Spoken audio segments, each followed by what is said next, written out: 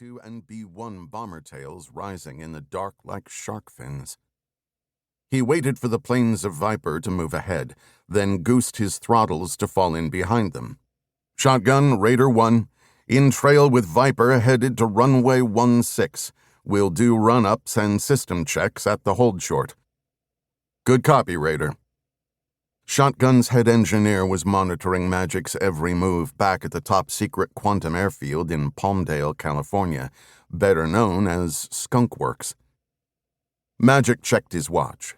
It was 1 o'clock on Thursday morning in Guam. Back at Skunk Works, it was a lazy 8 a.m. on Wednesday. He stifled a yawn and quietly envied the engineer's full night's sleep. No matter how fancy the plane or exotic the mission, jet lag was always a bitch. Raider 1 looking good, on standby until the hold short. Magic's F-15 gained the edge of the runway behind the 2 regular Air Force fighters. He moved the throttles to idle and pumped the brakes, jerking to a stop. Shotgun, I'm at the hold short. Roger that, Raider. Initiate sequence Alpha. Magic double-keyed his mic in acknowledgement. With the fine movements of a pianist, he toggled each of the customized switches on the right side of his instrument panel. Normally, the F-15 Strike Eagle would have a weapons systems officer in the back seat doing this kind of thing.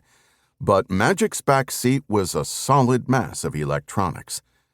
Shotgun, we're good here, he radioed, noting the various green lights on the panel and the digital metrics spewing down the right side of his visor. Am I a go to power up the special mission pod? That, Magic knew, was the big question. The one that would require permission from the geniuses on the Potomac. The special mission pod, codenamed Umbra, was a long tube of electronics in the Eagle's weapons bay. Everything in this F-15 had been modified to optimize Umbra's performance. The Skunk Works engineers had coated the Eagle in black radar-absorbent paint. They'd machined small changes in the wing strakes and control surfaces. They'd dusted the canopy with a transparent reflective epoxy. And, of course, they'd replaced Magic's co-pilot with a stack of Umbra system electronics.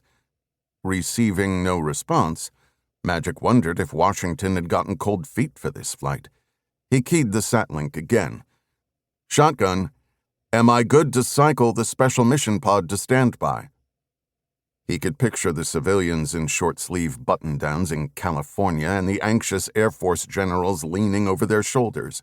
He'd heard this mission had interest all the way up to the White House. He'd dismissed that as the typical military rumor. But part of him thought it plausible. Now he was getting annoyed. Shotgun, Raider, looking for an update out here. We still a go? Yeah, Shotgun, we hear you. Wait 1. We're working the problem. Problem. Magic sighed and looked directly up at the night sky through the clear canopy. Though he could see the white pinpricks of stars in his otherworldly digital goggles, he had the urge to pull the damn things off and look at the stars the old-fashioned way, like he used to do on his parents' cattle ranch in eastern Oregon. Just like on those nights, Magic was looking at a pleasant, clear sky out here in the middle of the Pacific. He listened to his breath through the oxygen mask and, still staring straight up, thought about his wife, then his boys.